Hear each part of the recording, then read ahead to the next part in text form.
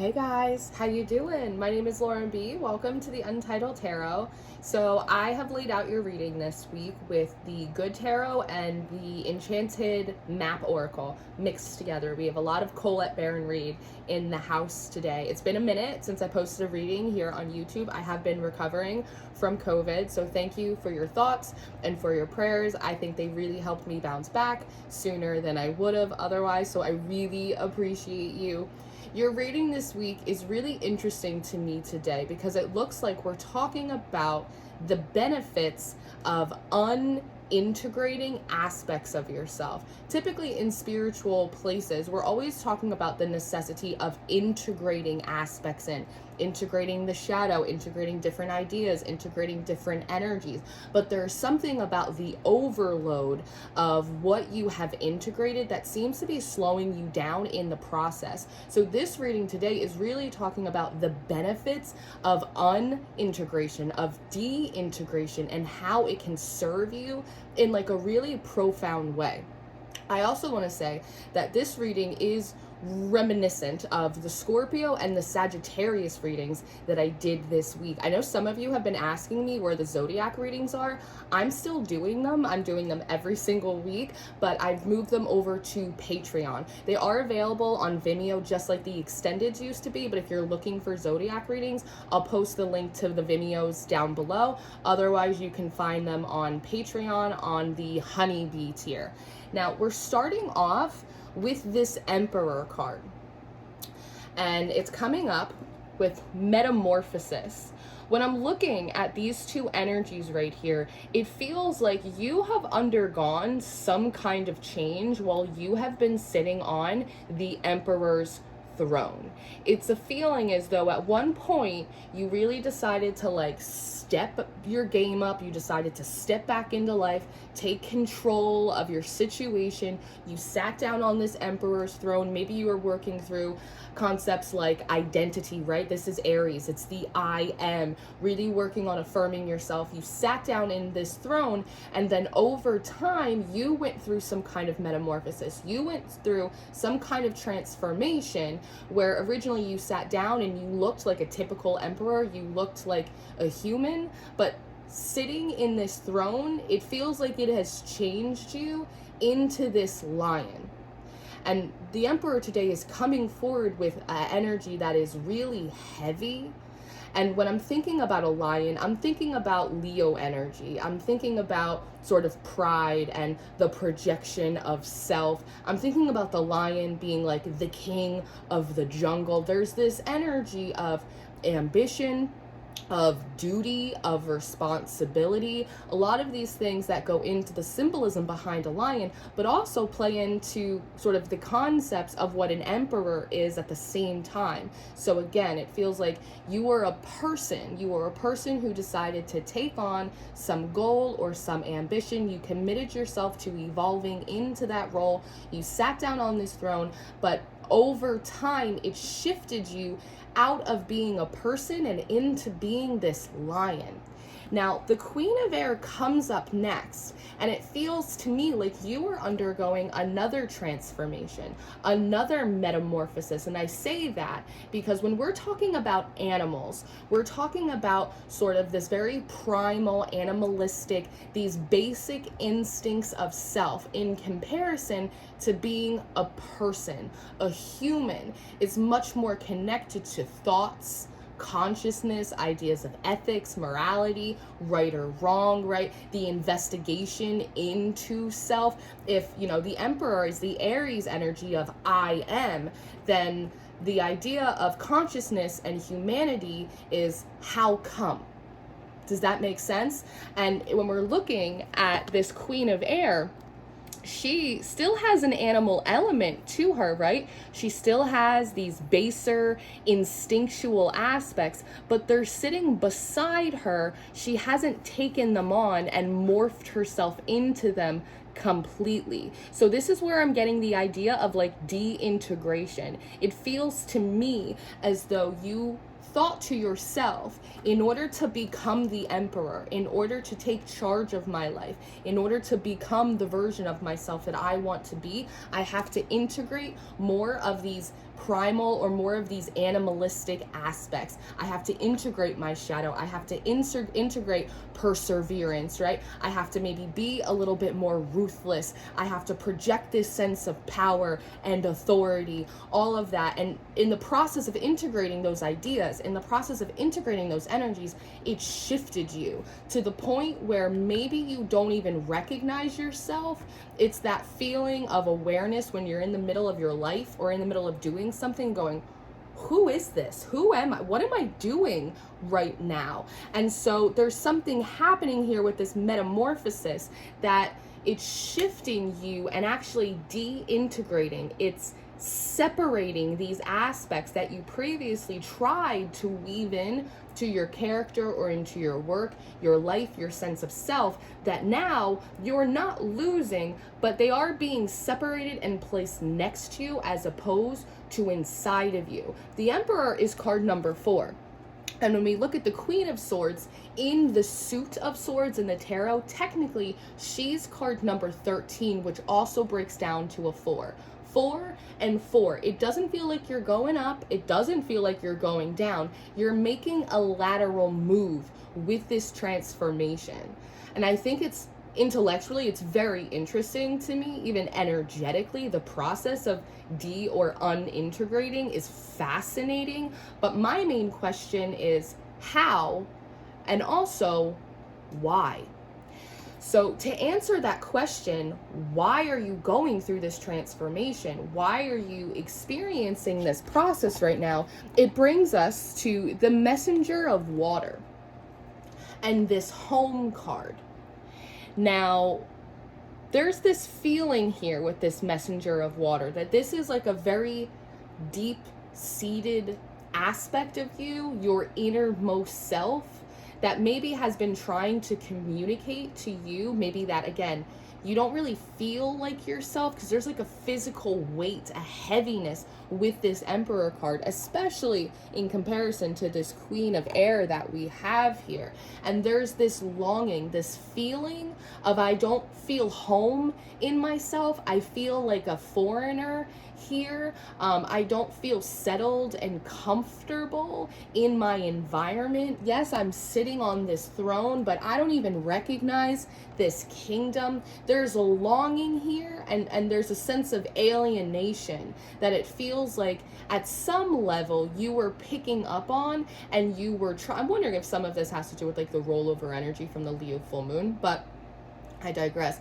But there's just this like this deeply seated part of you that was trying to bring it to your awareness that not all that glitters is gold, and you don't feel at home in yourself, and like you'd really like to get back to that place of feeling like yourself again, especially when we're thinking about lions and how they are really associated with kind of being the rulers on earth, right? King of the jungle. And they're also really associated with sun, solar energy, whereas these owls are the rulers of the air, right? Thoughts, ideas, beliefs, and they are much more associated with lunar energy, with moon energy, right? They're nocturnal. And when we're thinking about the moon, right, in your birth chart, it's thinking about your internal landscape. And so it feels like this process was catalyzed, it was started by this inner feeling or acknowledgement that you no longer feel at home in yourself, and that maybe in trying to accomplish whatever it is that you're trying to achieve in the pursuit of whatever this is for you, that somehow like you lost track or sight of yourself. You don't feel like you anymore. And I'm wondering with this Emperor card, if you've even been having these thoughts like, is this even worth it? Do I even want to be the Emperor anymore? Did I ever want to be the Emperor? I don't know. Like there's a little existential crisis that's going on here. But it feels like this announcement or this acknowledgement of something's wrong, something's not right. I don't feel good about this anymore. I don't feel at home in myself. The Six of Air pops up with this elephant, and it says listening. It feels as though you were only required to kind of acknowledge that this feeling was existing within you, and it kind of set a new wheel. It set a new energy in motion, and it feels like the boat in the Six of Air is sort of like it's a ship that's coming to like pick you up. It's trying to take you somewhere else. It's trying to help you move past this energy. And with this elephant listening, there's this feeling of like, we heard you. We heard you, collective. Don't worry, like, we're on our way. We're gonna right this ship. We're gonna fix this situation. Like, we're gonna get down to the bottom of it. So this elephant is followed up by the sacred pool. And when I'm just looking at these cards together, it sort of just feels like this elephant, which for me, elephants talk about the extension of the divine, are coming in and sort of just like nudging you. Because even in this messenger of water, it looks like you're really deep down in like the bottom of the surface, right? This is a lot of the energy that was coming out of Scorpio's reading yesterday. So it feels like this elephant kind of dips down into the water with its trunk and slowly starts pushing you upward, closer and closer to the surface. And once you get to the surface, there's this big exhale that I feel. It's this, oh my God. It's like coming down from like a manic episode, or like coming down from some kind of information overload, right? Because once you do like this big exhale, you feel lighter now. This is when the de-integration process begins. Because when you look at this metamorphosis card, see how there's this stream of light and then there's these yellow butterflies right here. So I think just visually that's very exciting, that you just kind of had to recognize that, like, I don't recognize myself in this role anymore, and I don't even know if I want to do this, but what I do know is like I don't feel good in here right now. The divine goes, say less, don't worry. And they come pull you up, pull you up. You have this big exhale, and it's like all of this weight comes off of you, all of this armor, all of this adornment, it just kind of goes away, which I think is really nice. I don't even necessarily want to call it surrender, but it is like a de or an unintegration. There are layers kind of there are layers that are like coming off of you right now. And just as like a side tangent, you could skip past this if you want, but this like reminds me of a situation that I had this morning on TikTok.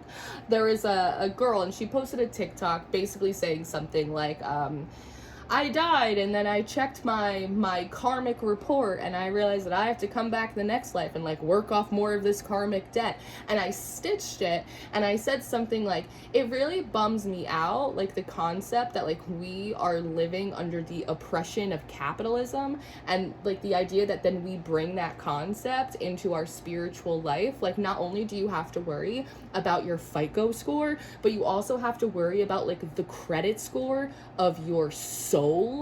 Like, that just bums me out. And she responded, she came into the comments and she's like, I don't know if you agree with me or if you don't agree with me, but like, this is an Eastern concept, and if you study Eastern philosophy, like, this is where we get the idea of reincarnation and blah blah. She's going on, right? Like, I could almost like sense her anxiety, and I responded to her, and I was like, I promise I am not making a critical analysis of you as a person. I am just trying to point out like the rhetorical similarities between these two ideas, these two concepts, just for the purpose of like intellectual exploration. It's just an inquiry. And she went, oh, okay.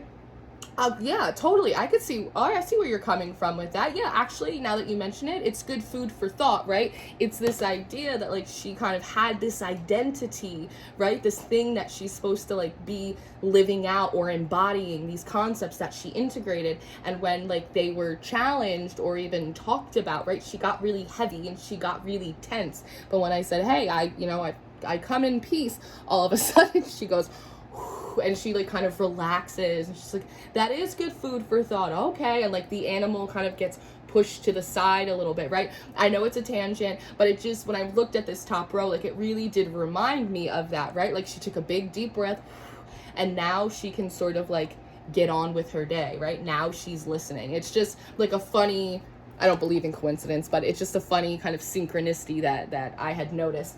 But So after this big exhale and like the process of deintegration happens, you move into this flying card, which I think is absolutely beautiful. And this horse, first and foremost, it reminds me of those horses on a carousel that you'd see at like a fair or a picnic. I'm from Jersey, so like we have them at the boardwalk, which just brings forward this idea of like curiosity and playfulness, childishness, right? If you've ever been little and you've gotten on top of like one of those horses on the carousel and you're like, wow, look at this, like that sort of is the feeling of like this lightness, of deintegrating, taking some of these aspects that you integrated and like putting them to the side for a moment and feeling sort of how light and like jovial, right? It's almost like a jubilee type of energy. It's like, wow, like life really sparkles a lot more. But what's so interesting is this levity, this lightness allows you to actually rise above the maze,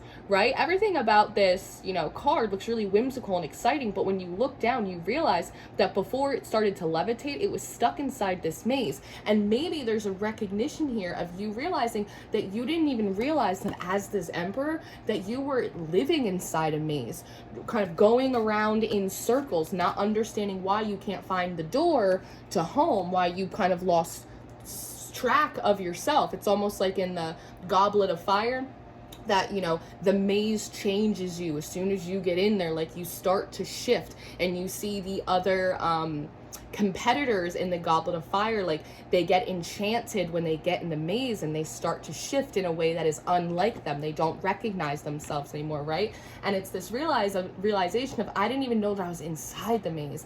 Now that I feel lighter, now that I've kind of taken some of these like animalistic, very protective aspects of me and I just kind of put them to the side, I didn't even realize that I was inside a game.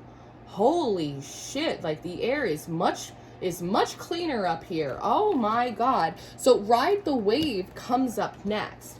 And it's followed by Gentle Gardener, which I think is really interesting. Now, one, there are these two dolphins in this card, and dolphins for me talk about telepathy, like they talk about a psychic awareness, right? Now as the Queen of Air, you're coming into like this psychic awareness of sort of the maze or the process that you had put yourself in that you didn't even realize that you were in or that you were doing. And it's a lot like physics, that an object once observed begins to shift, begins to change, because all of a sudden water, right, consciousness, emotions, intuition, all of these other aspects that are not available to us when we're in this really animalistic lion type of energy, it kind of rushes in and it feels like it clears out the maze, because then we have this Gentle Gardener card and it just looks like a beautiful field, right? It's like there are no paths carved out. There's no maze here.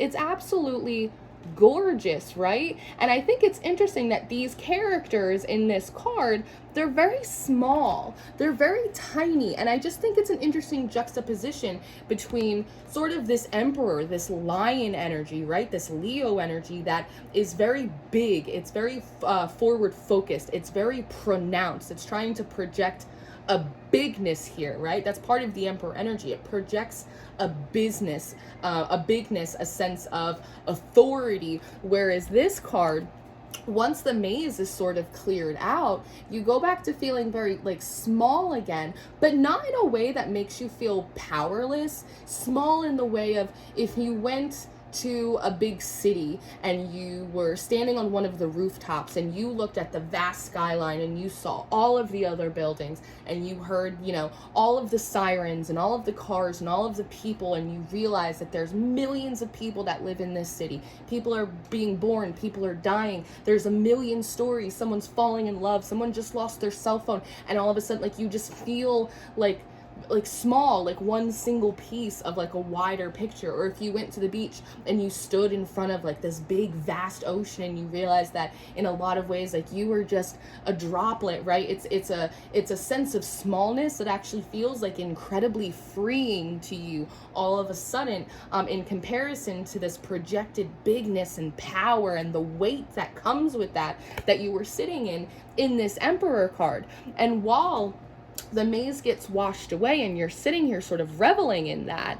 We have this character, right? It almost feels like God. It's like the divine mother sort of poking her head out of the sky and trying to have like a bit of a conversation with you. And the numerology on this cards also stick out to me because we have 20, we have 2, we have 5, and then we have another 2. Twos for me talk about balance. They talk about decision making. They talk about course corrections, pivots, right? With that 5 being changed right in the middle of it, like there's a shift. There was a shift and there continues to be a shift in how you're viewing things, what balance means to you, what kind of decisions you want to make for yourself, on behalf of yourself. And this character kind of comes from the sky like a voice of God, and it's trying to illuminate something for you about the dragon's lair and how the maze that previously you were in, it's like this rat race type of energy, is a lot like the dragon's lair. If you look at this, it's very House of the Dragons, right? Like it's very Game of Thrones. There's some kind of mythical creature down here guarding the bottom where the steps are. There's a dragon up at the top protecting like the top of this castle. This dragon's lair, which can be very symbolic or representative of life, of the rat race, of business, of, you know, the world, the matrix, like however you like to kind of, you know, shake it out for yourself. And how this is meant, it's intentionally meant to project an energy of strength and impenetrability, right? That's the point of it. It's supposed to feel impossible. It's supposed to feel treacherous, dangerous. Excuse me. It's meant to project that energy of impenetrability. And when you're in a situation like that, of course you're going to feel like you have to integrate these aspects of your shadow, or aspects of a really primal animalistic nature, or these aspects of strength and perseverance and bigness, right? It's like if you were to approach a bear, some of the bears you just have to lie down and play dead, but other bears, like brown bears for example, you have to make yourself big, you have to beat on your chest, you have to get loud, right? You have to project this energy of bigness and strength in order to survive and get where it is that you're trying to go. But in reality, with the magic prayer, with education, and with details coming up next, that the way through that maze, the way through this dragon's lair, through these obstacles of the world and business and love and life, that it's purely the process of just questioning it. Is this really impenetrable? Because, you know, Tyrion Lannister said, you know, you give me 12 good guys and I'll impregnate the bitch. Like, is it really that strong? Is this actually, maybe this is just an illusion. Is it really that dangerous? Is it really that hard? Is it really that serious? Is it? Just the process of questioning it, right? Just like a child at the fair. The creative, curious, sometimes even rebellious nature of a kid to just ask like 20 questions just because they want to know, why is it like that? How did it get like that? Who said it's like that? Who makes the rules about that anyway? Sort of just the process of that, all of a sudden it breaks down all of these details. It melts this snow. It breaks down these concepts or these thoughts about who we have to be to get what we want, or how we have to go about doing it, or any of that stuff that we get really tangled up in like a ball of yarn. If you purely just question it, is this actually as strong or as powerful as it's seeming that it is? And it's like the illusion gets broken once you start digging into these details, right? And they sort of just start to like fall away, just like these unintegrated aspects of you. So when that happens, you then move into the 8 of water, which I think is really interesting. And it brings me back to the question of this emperor that you had before of, do I even want to be the emperor? Like, do I even want to keep doing this? And again, going back to the 2s and the 5s, there's a shift in your decision making because it feels like the answer is yes. Yes, I do want to do this. Yes, I do still want to be the emperor, but I don't want to be this emperor. I don't want to do it like that. I don't want to go through this maze. Yes, I still want to do it. Yes, I am on the shoreline. I have come out of the maze. I do still want to go. I do still want to be the emperor, but not like this. Why? Because I asked myself a few questions and I realized I don't have to do it like this. This isn't the only way. It's powerful. And right as you're kind of coming into that, remember this ship, this help is on the way type of ship, it starts to pull in for you. I know it's the 8 of water, but it feels like the 3 of wands. If the ships actually ever came in the 3 of wands, that's what this feels like. But now you have this treasure chest full of all of these pearls of wisdom, this realization of the ability to get a different answer by asking a different question. Now, as the ship seemingly is pulling in for you, you're choosing, I'm going to go back in there and I'm going to do it, but I'm going to do it my way. I'm going to do it differently.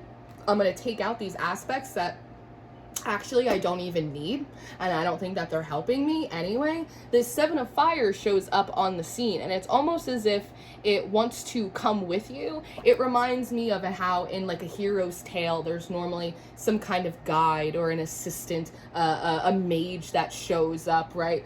It's a little bit like a Mushu. You are Mulan, and Mushu is coming to kind of join the process with you, because the talisman comes up next. And this horse, right, it's like this little unicorn, and it reminds me a lot of, again, this very jovial, childlike, curiosity, questioning aspect of you, right, with spirit of a place coming up next. You are taking this horse with you as a talisman to remind you of the spirit of the dragon's lair. So that way, when you come across another maze, or when you come across a situation or a challenge or an obstacle and you start to feel tight, you start to feel really heavy, you start to feel too many of those animalistic aspects of you being integrated back in, you're gonna remember the dragon's lair and you're gonna go, wait a second. Am I back in the maze? Let me retrace my steps. Is this obstacle really as strong and scary and impenetrable as I really think it is? Do I actually need this aspect of myself in order to get through this? Am I trying to project this energy of strength and impenetrability and, I'm unfuckwittable? Am I trying to project this energy when in reality that's not the kind of lion that I want to be? That's not the kind of energy that I even want to hold inside my body, let alone project out into the world for everyone else. You're gonna remember that in a way that you didn't before. It's one of these pearls of wisdom. It's the talisman that you take with you, almost like in Inception, in that movie, when they have some kind of totem or a talisman, like a top, right? That when they're in the dream, they can spin it. And if it falls over, they know they're awake. And if it keeps going, they know I'm still unconscious, like I'm still in the dream. That's what this feels like. And once you move forward, you get on this boat and you have it, the storm field comes up next, which is so interesting because remember this beautiful, gentle gardener? We cleared out the maze. We sort of reset the foundation. You have reset the foundation for yourself, and this comes in, right? Think about a tornado. It's all of this air, right? It's these new ideas, it's these new questions, it's these new thoughts that come forward to you, and they clear out a new path, not a new maze. They clear out a path that is much more direct, it's much more straightforward, and at the end of it, it actually leads to what? To a home. So it feels like, in essence, you are actually getting what you want and where you want much easier, much more quickly, and in a much more direct fashion. And it is by un or de-integrating these other aspects of yourself, realizing when you're kind of unintentionally being like a pawn in the game, when you're able to recognize that you no longer look and feel like yourself, and all of a sudden you're tapped back into that moon energy. You feel like yourself, you feel like you're home. Realizing that when it comes to Leo energy, that you don't want to be this lion, you want to be the last card in your spread, which is the sun. Yes, I do want to do this. I choose to do this. I want to be the emperor. But I don't want to be the lion. I want to be the sun. This is my version of it. This is how I do it. And I think that's so friggin' cool. Again, we always talk about integrating power and energy in the shadow and this and that, but have we ever really looked at what happens when we unintegrate aspects that aren't working for us anymore in this capacity? The result is profound. It's life-changing. I think it's really interesting. So this is what I have for you. I think that I am going to go and do an extended reading. So if you're interested in your extended reading, or if you're interested in any of the Zodiac readings or your monthly readings for February, all of that's going to be linked down below. I do offer personal readings, so if you're interested in that, you can book with me through my website. I love you very much. Thank you for being patient with me while I was on my sick leave, and I will see you next time. Goodbye.